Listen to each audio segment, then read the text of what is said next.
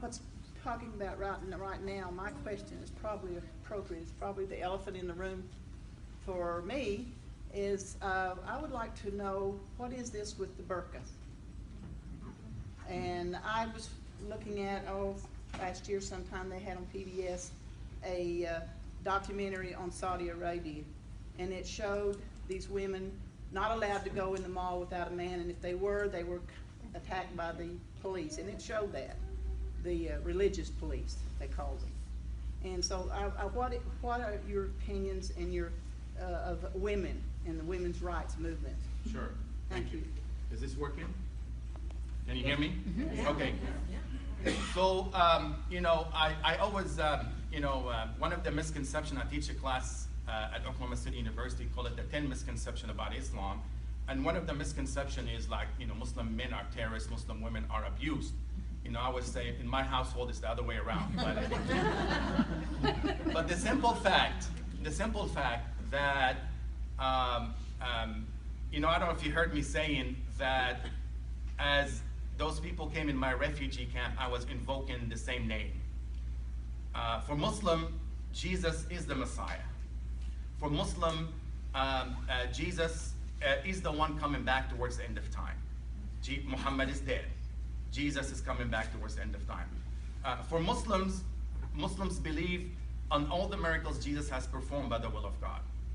And for Muslim, Virgin Mary is the number one, is what we call her the first lady of this world and the hereafter.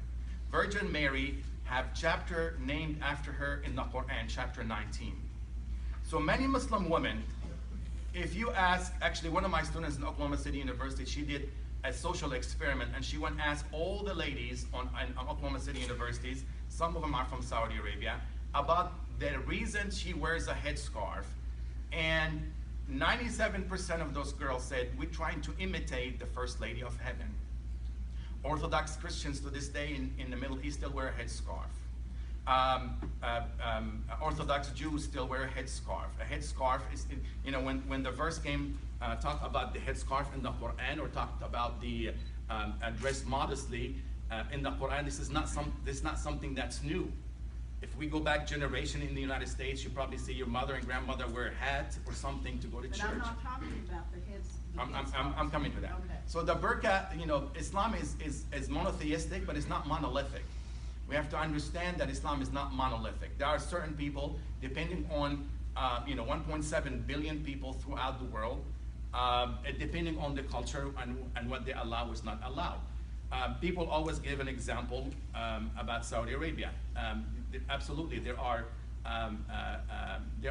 many abuses that takes place in different places around the world against women, but that's not Islamic, that's very cultural to that place.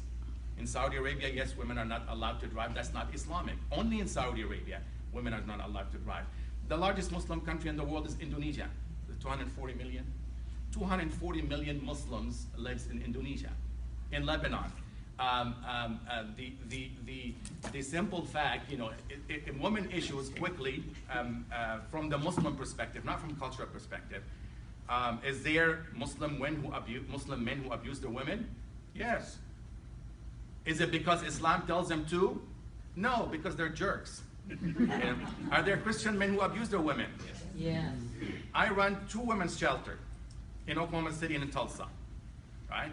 So, you know, it is not the faith that inspires. People might claim inspiration from the faith to abuse their women. Islam gave, you know, the Prophet's wife, just quickly, the Prophet's wife was 40 years old, the Prophet was 25 years old. She was the rich widow who asked for his hand in marriage. This is our highest example. There are 3 chapters in the Quran named after women. Spills women's rights in the Quran.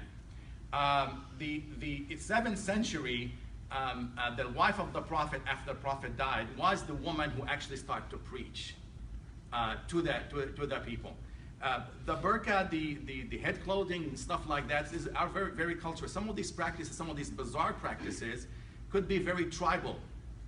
In Arteria and in Ethiopia, right? Woman genital mutilation is very rapid. But those are 2 Christian nations within Africa.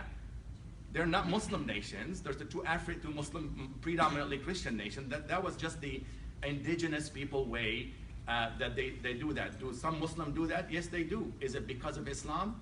It's not.